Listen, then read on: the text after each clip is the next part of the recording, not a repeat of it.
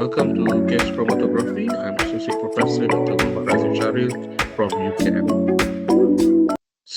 Today's learning outcome is by end of this lecture, you should be able to identify what is GC and its uses.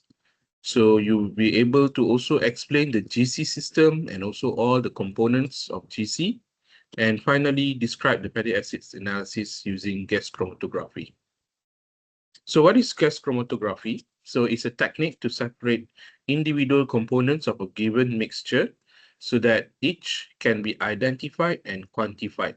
So GC is usually suitable to separate and analyze compounds that can be vaporized because of the gas component. So it must be vaporized without decomposition.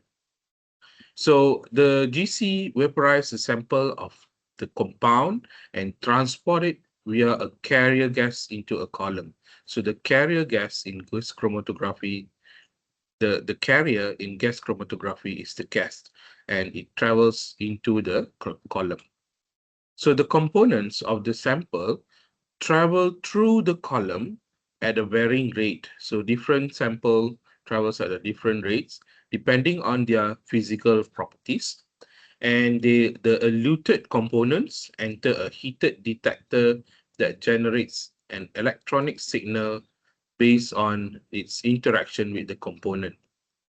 So the compound that arrived first will be detected first. So a data system records the size of the signal and plots it against elapsed time to produce a chromatogram. So the output of gas chromatography is the chromatogram.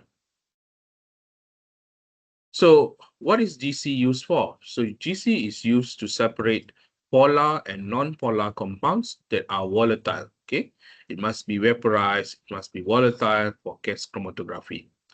So the typical application is for food and flavor analysis, environmental analysis, industrial chemical analysis, and also petroleum industry analysis. But in food composition analysis, so the most common use of GC is for fatty acid detection analysis. So if a compound is non-volatile, for example, like protein, salts, and polymer, then we cannot use GC. Liquid chromatography is a better separation technique. So this is the chromatogram that I've mentioned just now. So it looks like this in general. So you can see the y-axis and also the y-axis and x-axis here. So the y-axis is showing the concentration, okay, and also the x-axis is showing the time after the injection.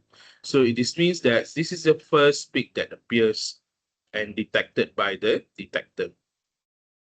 So this is the point where the sample is injected into the column. So the first one to reach the detector will be the solvent itself. Okay, the solvent of the not the compound but the solvent. Okay, so all these are called chromatographic peaks. Okay, so this is the first compound, compound A, and then you have the second compound, compound B, the third compound, and compound C. So these are all called peaks. Okay, so in chromatogram we have peaks, and each one represents a separated compound. So if we use a fatty acid analysis example, so the first solvent will be like hexane or chloroform and so on, okay? And the first compound will be the shorter chain fatty acids like C4, C8, C10, and then the later compounds will be the longer chain fatty acids like C22, C24, and so on, okay? So let's look at the GC system. So a GC chromatograph consists of a regulated and purified carrier gas source, which moves the sample through the instrument because the carrier in gas chromatography is the gas itself. It also has an inlet, which also acts as a vaporizer for liquid samples. It has a column inside an oven in which the time separation occurs, and a detector which responds to the components as they elute from the column by changing its electrical output, and also the output in terms of the data interpretation or anything that uses the software. So this is the GC system. So GC is something like a box here with all the buttons. Okay, when you open the GC, you can see the column inside the oven. So this is actually the oven, and you can see the column inside the oven, and you actually can see the injection port over here, and also it will be linked to the gas source and purifier. And when it is injected from here, it enters the column, and it will be detected by eluted by the detector. So this is the detector part here, and this is the GC PC system where it's connected to the PC for the chromatogram analysis and softwares and so on. So first you have the gas source, and you have the sampler, which will be here, and here you can see the inlet, column, detector, and also the output. So this is the schematic diagram of the GC. So this is the inert gas carrier gas, which is the mobile phase. So you have the gas cylinder next to the GC. You have a regulator to have the traps, and also before you can sample the samples, auto sampler here will be injecting the samples automatically into the GC, and you will have the inlet to pass or to vaporize the samples before it enters the column in the column oven. And after the samples move to the column oven, it is being detected by the detector, and computer data will be recording the outcome as a chromatogram. So this is the mobile phase. This is the stationary phase. Basically, it's the column itself is this the component in the column itself as the stationary phase, and it will be detected as a chromatogram. So let's look at each component of the gas chromatography. We will start with the carrier gas first. So the function of the carrier gas is actually to transport the samples through the system. Okay, so the transporter or the carrier in gas chromatography is the gas itself. Okay, it functions to transport the sample through the system. So the carrier gas such as helium, nitrogen, hydrogen, okay, these are all inert gas, or a mixture of argon and methane must be pure. Okay, it cannot be a mixture. It cannot be um, not pure. Okay, it must be pure up to 99.9995%. Okay, so because the contaminants in the carrier gas may react with the samples and also the column to create spurious peaks, okay, loud detector, or load the detector and raise the baseline and so on. Okay, so there are so many things that will happen to the chromatogram if there is a contaminant. A high purity gas with traps for water, hydrocarbon, and oxygen is recommended. So if you see in the previous diagram, you can see after the gas cylinder, you have traps over there before it enters to the gas chromatography system. So these traps is to trap the water, hydrocarbon, and oxygen. And we also use specific detector gases um, to support certain type of detectors, like flame ionization detector, for example. Okay, so we also have detector gases. Okay, and compressed gas cylinders or gas generators also supply the gas. So this is the carrier gas again. So this is the tank, and we have the tank wheel here, where you have two-stage regulator, where you can see the regulation of to regulate the gas flow, and you also have the on and off wave before it enters to the trap. So you have moisture trap, hydrocarbon trap, oxygen trap. So these are all additional before it enters to the gas chromatograph gas chromatography system. So the analysis time is actually directly proportional to the carrier gas flow velocity. So you can set the gas flow velocity depending on your analysis. So how long is the analysis depends on the gas flow velocity. So the faster the gas velocity flow velocity, the faster the analysis time. The slower the flow velocity, the fast the slower the flow velocity, the faster the duration of the analysis. The um, the the slower the gas flow, sorry, the slower the gas flow velocity, the longer the duration of the analysis. Okay, sorry, I made the mistake just now. The slower the gas flow velocity, the longer the duration of the analysis. The faster the gas flow velocity, the shorter the duration of analysis. And nitrogen is the most efficient but has a low flow velocity or slow flow velocity. So you have longer time of analysis. Helium is the next best and is the most commonly used carrier. Okay, helium everywhere you see a gas chromatography, you can usually see a helium gas being used. And hydrogen is the best choice because of the high flow velocity. We always want a shorter time of analysis or the fastest time of analysis, but not commonly used because it's flammable. It's quite dangerous. And then you have sampler. So when you have the carrier gas, okay, it's connected to the gas chromatography system, you have the sampler. So this is where you inject the samples. Okay, so the choice of the sampler depends on the analyte of the matrix. Okay, so if the analyte is in the solvent, okay, the sampler is usually directly injected to the inlet. Okay, if it's in a water, so you must have a purge and trap first before you enter to the inlet. If it's in a vial headspace, okay, vial is like a small tubes, okay, with a headspace, with a closure. So the sampler must go through the headspace first, then only to the inlet. And if the analyte is in a gas form, so it goes directly to the valve and also to the sampler. So this is the old GC sampler. So manually we have to inject it to the sampler here, and inlet is inside the sampler. So this is the old version.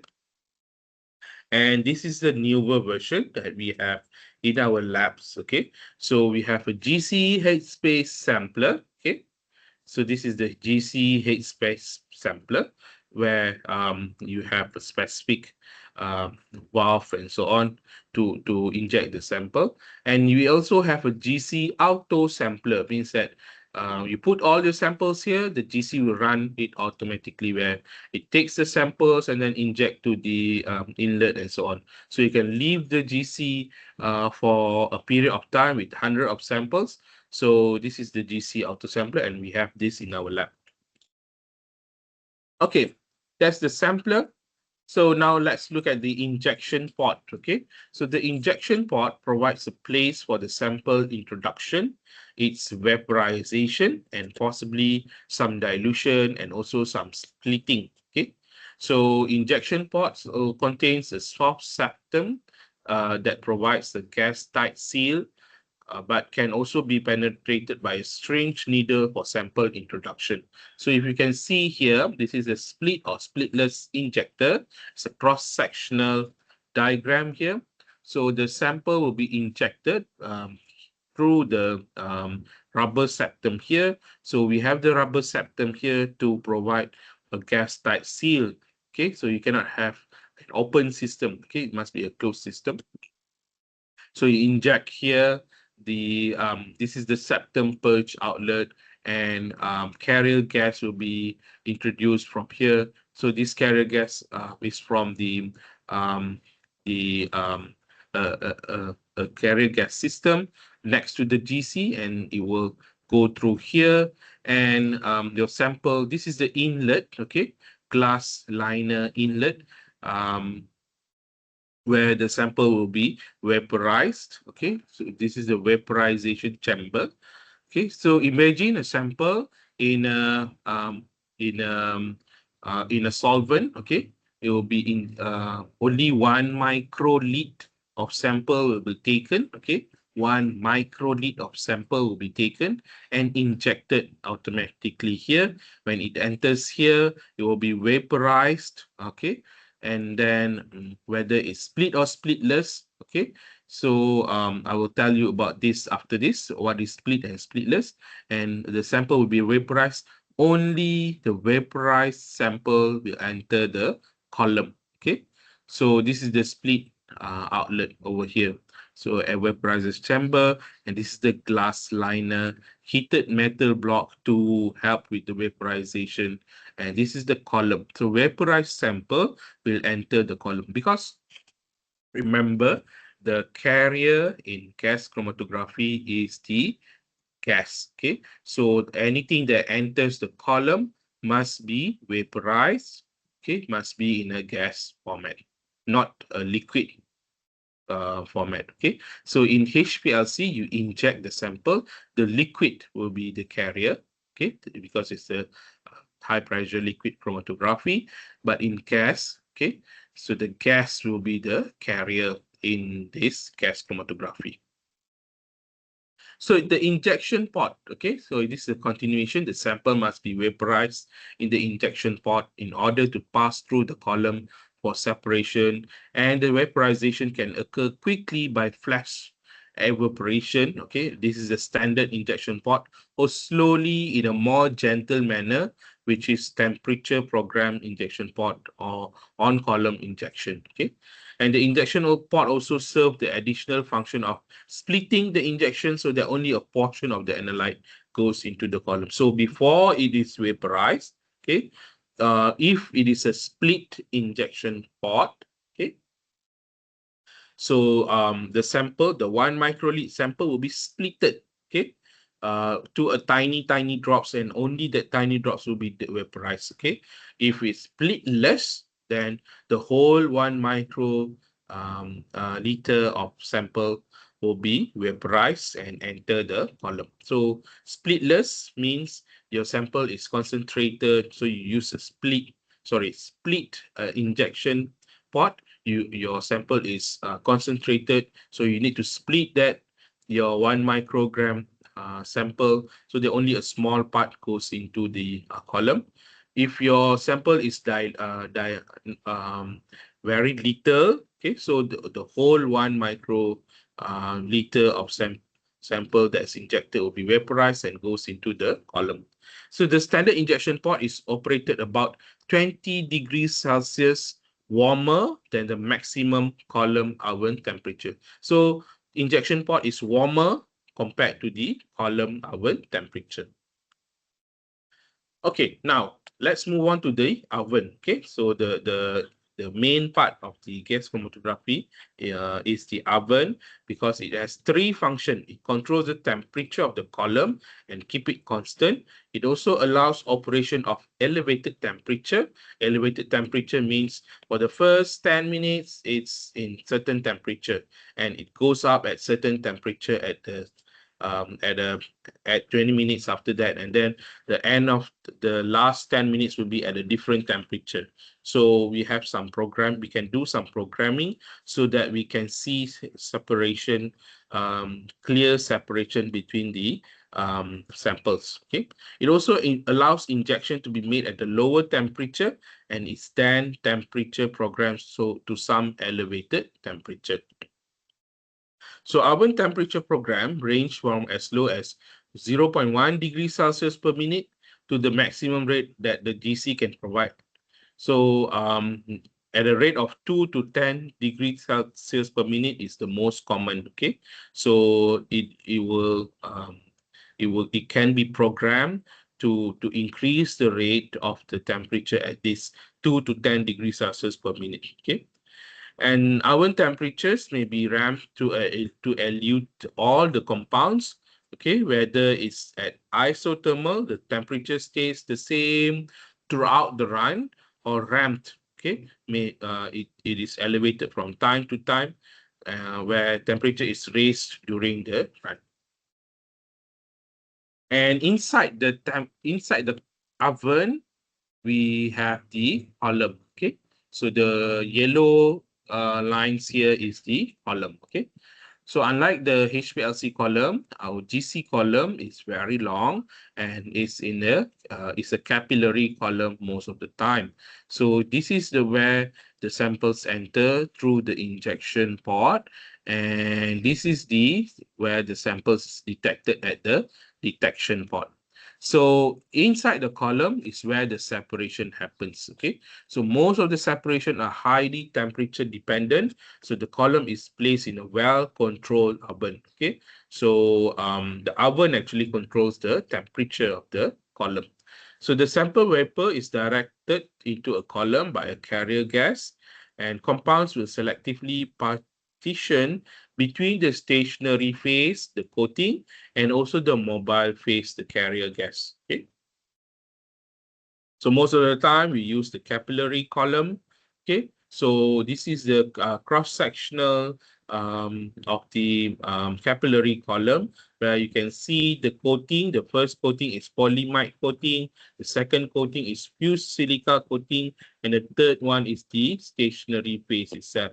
So a capillary column is composed of a narrow tubing, okay, 0.05 to 0.53 millimeter internal diameter, with a thin polymer coating of 0.1 to 10 micrometer inside the capillary column. So if you look at the capillary column, it's already thin. Okay, all the measurement here is in micrometers, okay, and millimeters.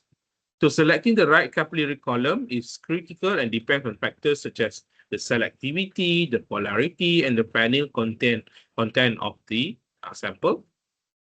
So the column diameter influences the efficiencies, the solute retention, and also the head pressure and the carrier gas flow rate. So the narrower the column diameter, okay, so all these changes will be changed, okay, whether it's increase or decrease.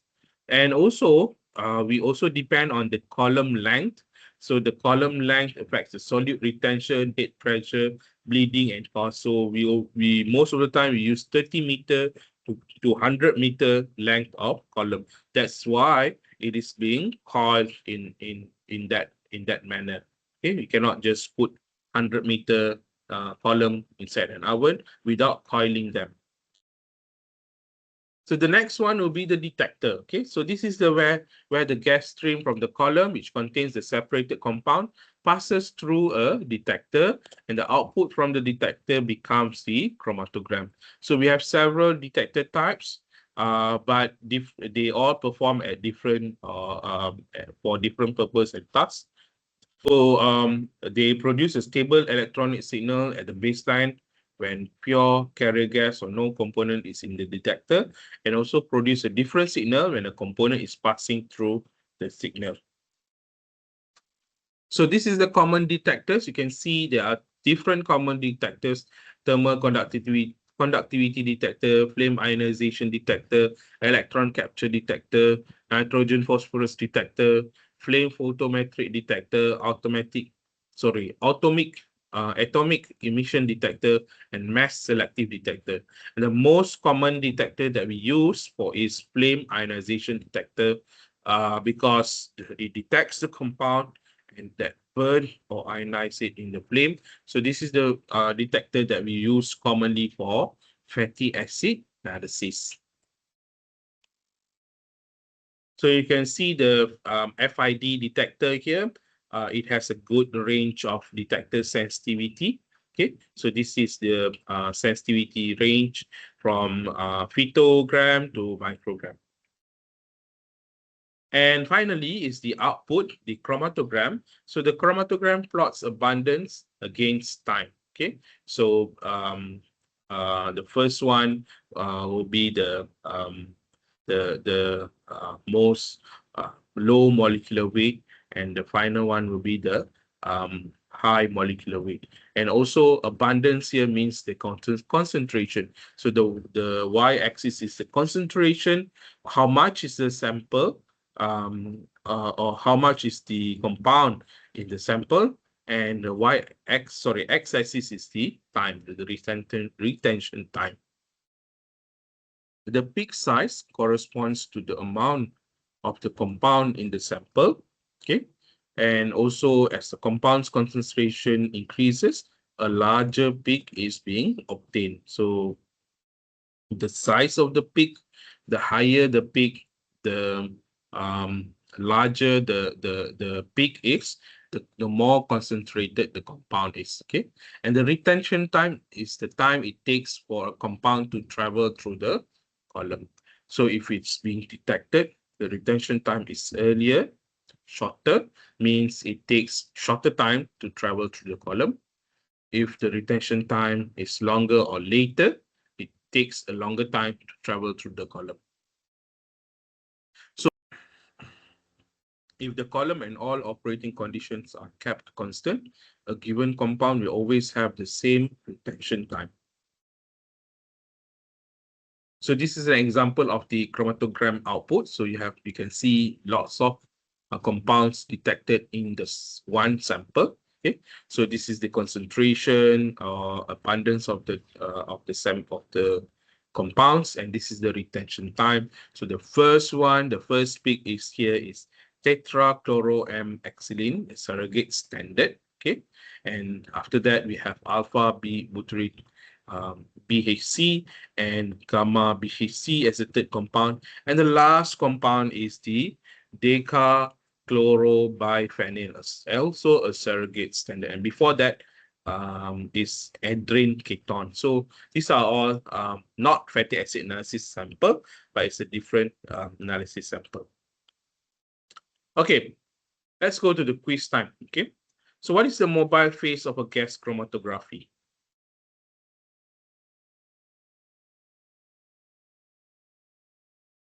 So the mobile phase of gas chromatography is the gas, okay?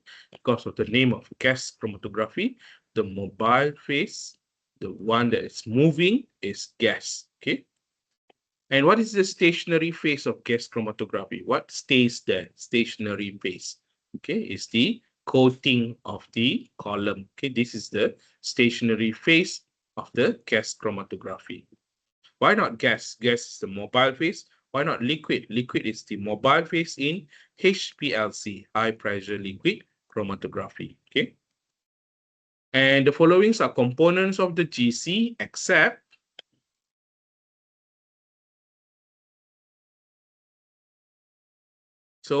except what? Except the microwave. So you have column, you have detector, you have injection port, but you don't have microwave. Okay, you only have an oven. Okay, not microwave. You have an oven. Okay, let's just go through this basic fatty acid analysis, composition analysis, how it is being analyzed. Okay, so to increase the volatility before the gas chromatography analysis, the triglycerols and phospholipids are typically saponified and fatty acids are being liberated esterified to form fatty acid, methyl ester. So imagine you do an extraction of lipid from mee goreng, okay? So from a fried noodle, okay? So you have the lipids, okay? So here is an example of using an algae. So they extracted the lipid. This is the lipid, okay? Similarly, you do an analysis for food. You see the lipid being extracted using the Soxhlet system and so on. Okay, so you have the lipids. Okay,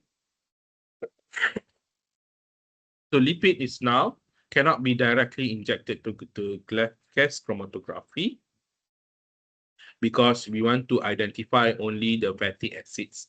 So for lipids, remember, we have the glycerol component and we have 3 fatty acids. So how to break the glycerol and also the fatty acids? So you must do some esterification method to form fatty acid methyl ester. Okay, so you want to break the glycerol. Okay, you only want the fatty acid. So fatty acid methyl ester will be prepared based on the lipids that you have extracted.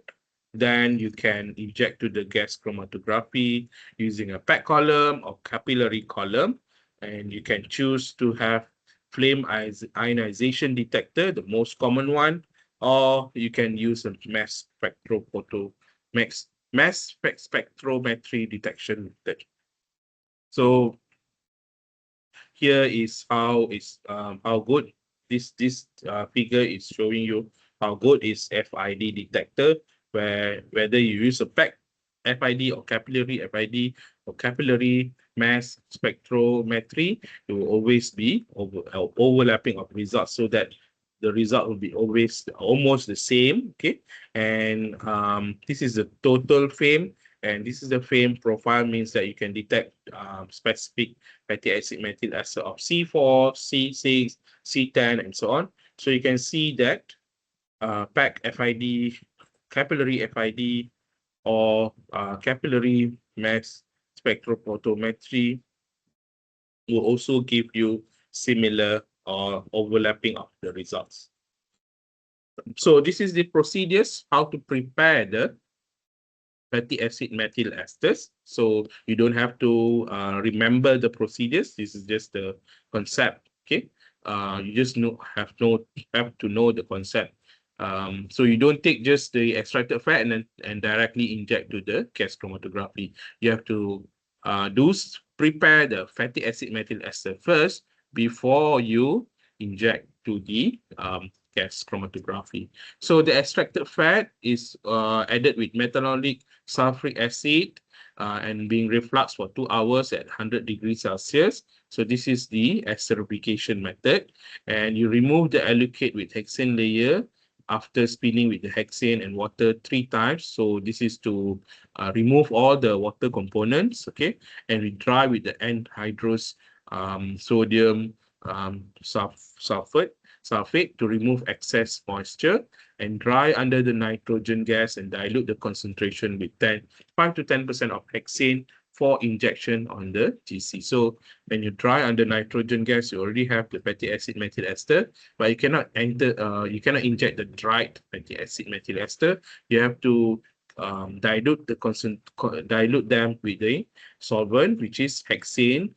So before you inject to the GC, you must use hexane for GC grade before you inject them to the gas chromatography. I think that's all for today, and I hope that you can understand or at least know what is gas chromatography, the components, what is the carrier gas, what is the stationary, what is the common carrier gas, helium, what is the common stationary phase, okay, capillary columns, okay, and also how to read the chromatograms, okay, what is retention time, what is the peaks corresponds for, okay, and usually we use gas chromatography for fatty acid detection in food analysis. Okay, these are all important things that you should know. Okay, thank you very much. Bye.